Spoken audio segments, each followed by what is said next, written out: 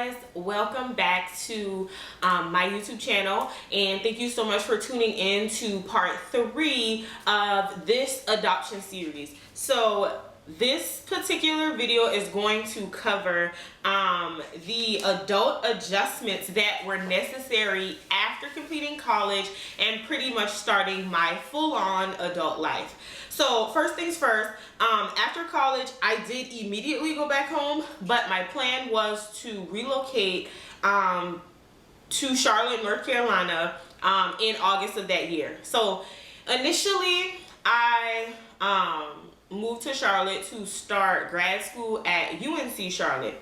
I stayed for a semester, I hated it, and then I transferred to Webster Online, to a program that was a lot more conducive to what I intended to do in my professional career. In addition to that, it also allowed me to work, which was something that I wanted to do. I realized that like just being a student, I started to realize that I didn't feel productive because I was only going to school, and I felt like that was a college lifestyle. Also, you know, a lot of my friends weren't necessarily in school at the time, so they were able to take trips and do different things, and they had a lot of financial freedom that I personally did not have. So, I just started to realize like that wasn't going to be the way I wanted to do it. Now, I will say that, you know, the tug of war that I experienced at that point was very much so still a struggle because I was trying to have a social life, and I was also trying to maintain a full coursework of online grad school, which was very rigorous. It was not a joke, and been no whole, like none of that.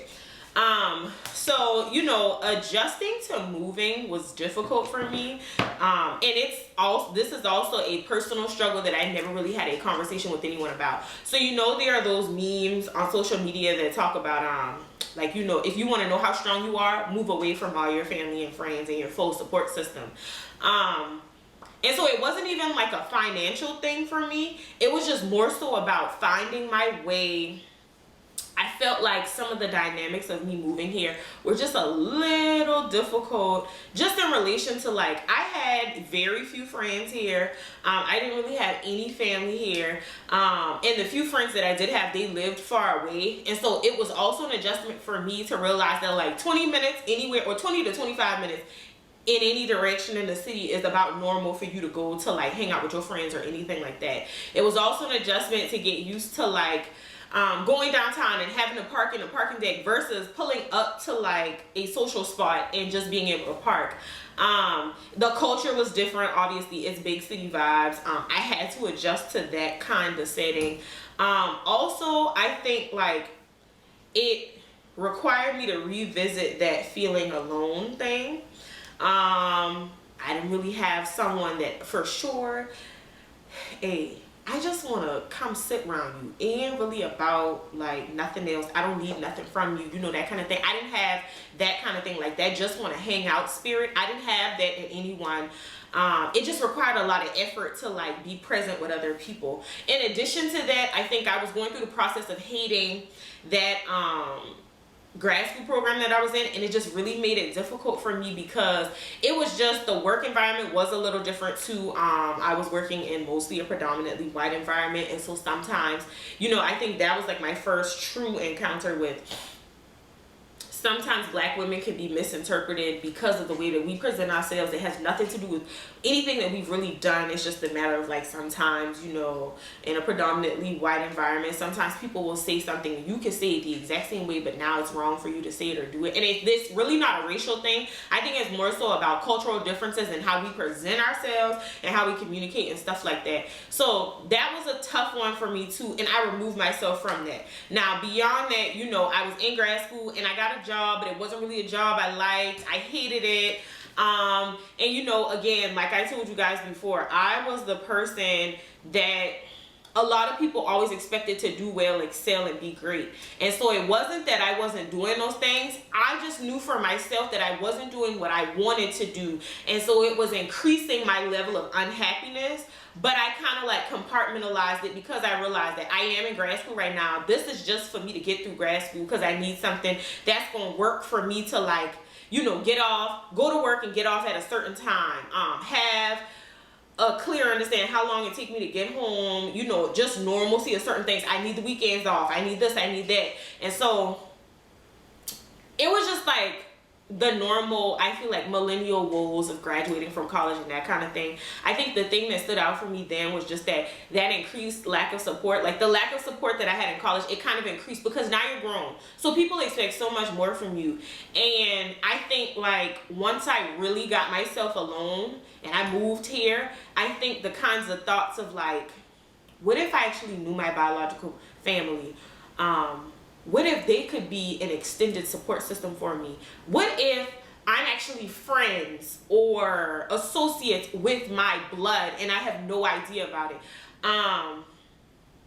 What if like I'm preventing myself from being better right now? What if I'm the reason that I'm not successful? Like I started having a lot of blaming myself kind of things. Like I didn't even have to move here. I could have stayed in Charleston. That would have been comfortable. And I think sometimes it's just a matter of like understanding that like being uncomfortable is where I learned so much. I learned so much about myself in that window of time, and I learned so much about the people around me. I think it strengthened some relationships that I didn't even think would go that far. It was in that window of time that actually I established a strong relationship with two of what is now my best friends. That prior to college, I don't know that either of those relationships would have gone that far. It was definitely at that time that I started to realize that so I was a person that didn't like meeting new people.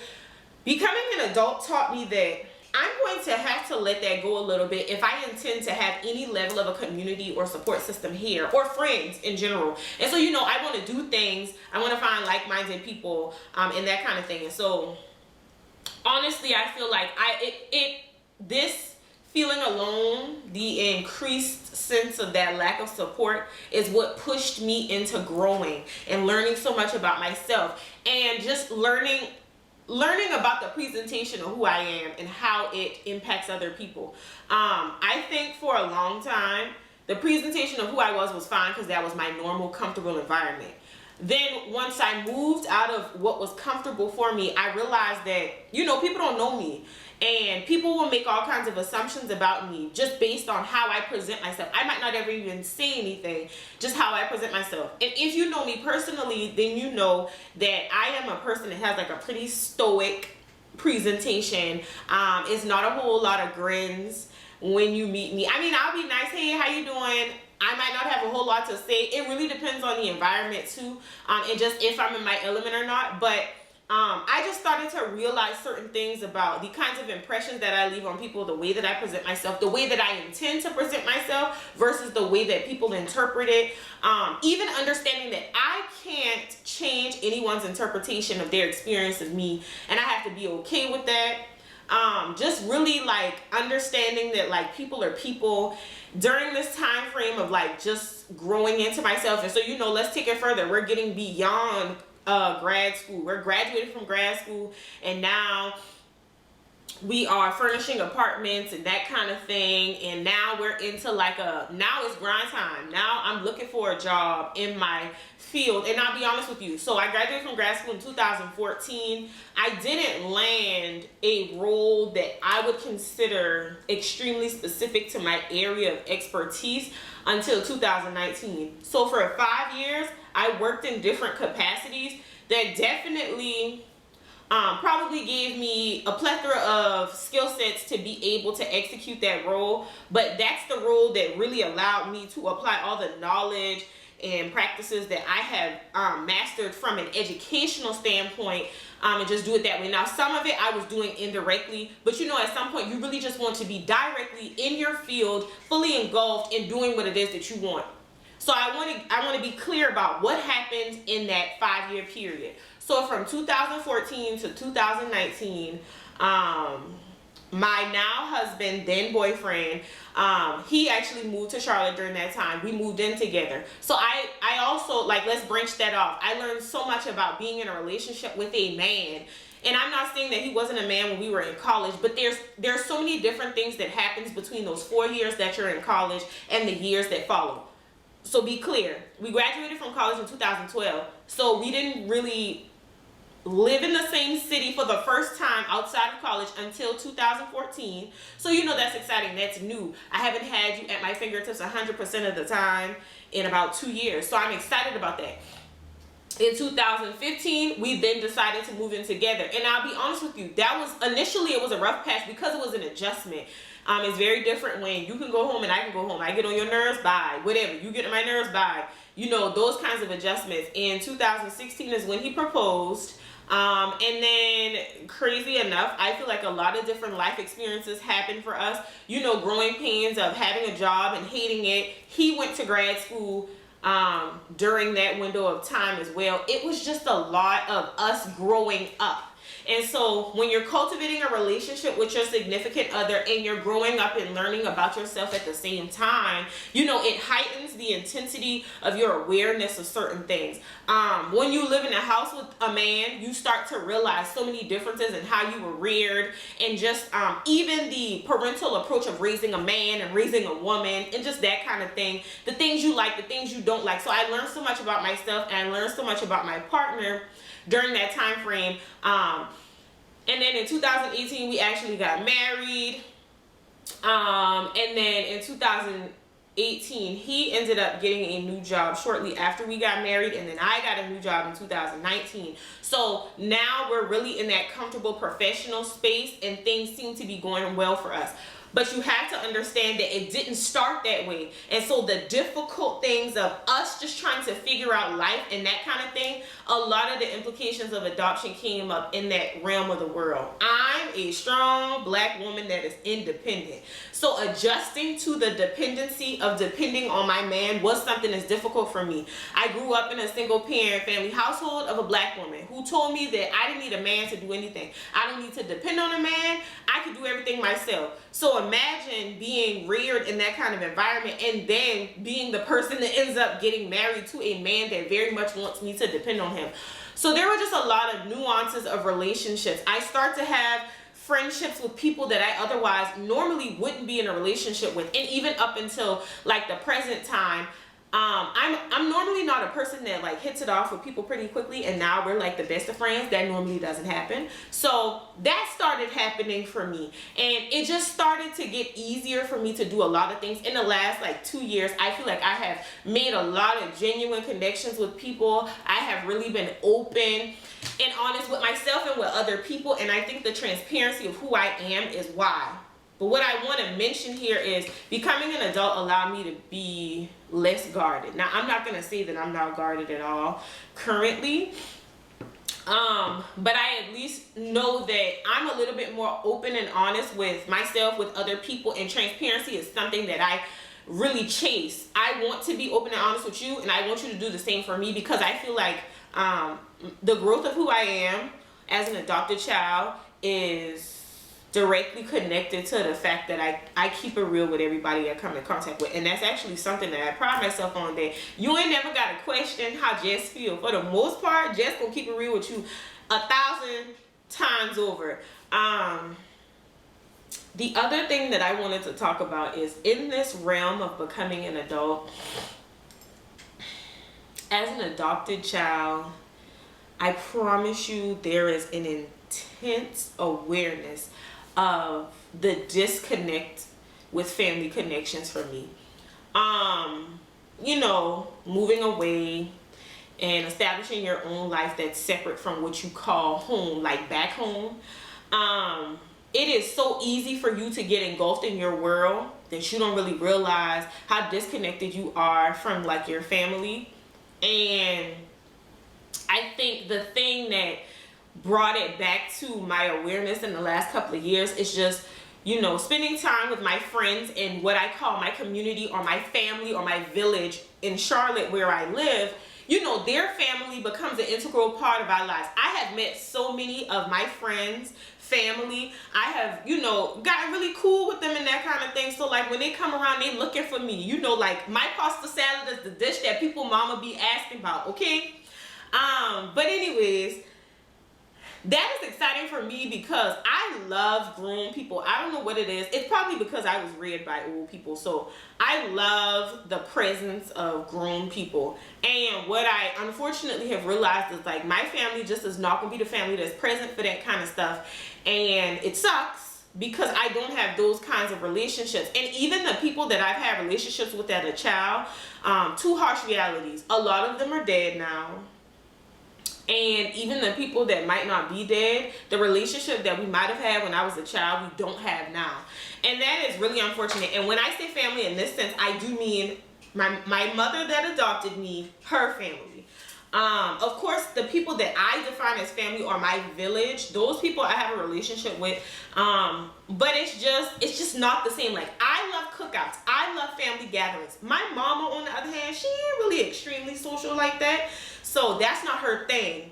And so like I experience it with her, through her friends, families and stuff like that. But like for me to have it in my own family, it really doesn't exist.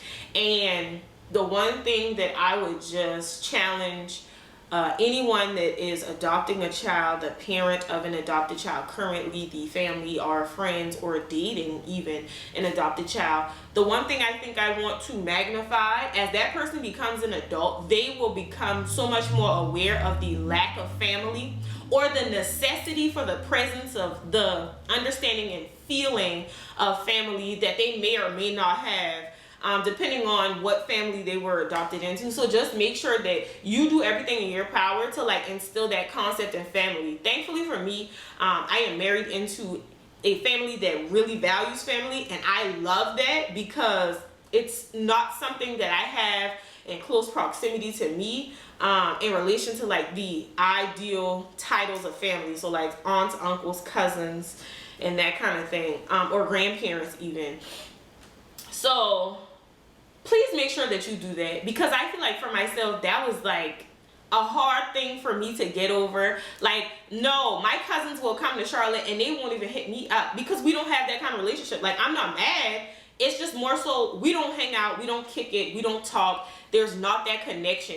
And so if you have the opportunity to establish any level of a relationship with a person that was adopted, please put forth some effort in that thing and make sure you value it, and also be understanding, because the nuances of that relationship that probably don't make sense to you is probably closer or directly related to, you know, their experience with being adopted. So I hope that that dialogue about growing up and being adopted and just the whole disconnect from what is normal and comfortable to you, and you know, maybe, to be honest, that discussion might not necessarily be specific to an adopted adult. I think that might just be a young adult growing up and experiencing all of that stuff. But I think the difference is a lot of people have someone to run to and talk to about those kinds of things. And I also want to kind of magnify the fact that, like, you know, my mom is a worrier, so I don't have certain conversations with her because I know that if I have the conversation with her, she will think that I'm losing it. And it's, you know how like sometimes you like in your feelings because I don't know, I just feel like this isn't working out for me or something like that. Like, my mom will take that like I'm losing it versus, you know, just growing pains of life or whatever like that. So I really did feel alone for a long time. And like when you're adopted, you don't want to burden down your adopted mother. You really want to like always keep them in this glorified position of, you're my savior, you deserve peace and happiness, you don't deserve stress and worry. So yeah, so thank you so much for tuning in to the third part of this adoption series, and I hope that you stay tuned for the next one. Bye, y'all.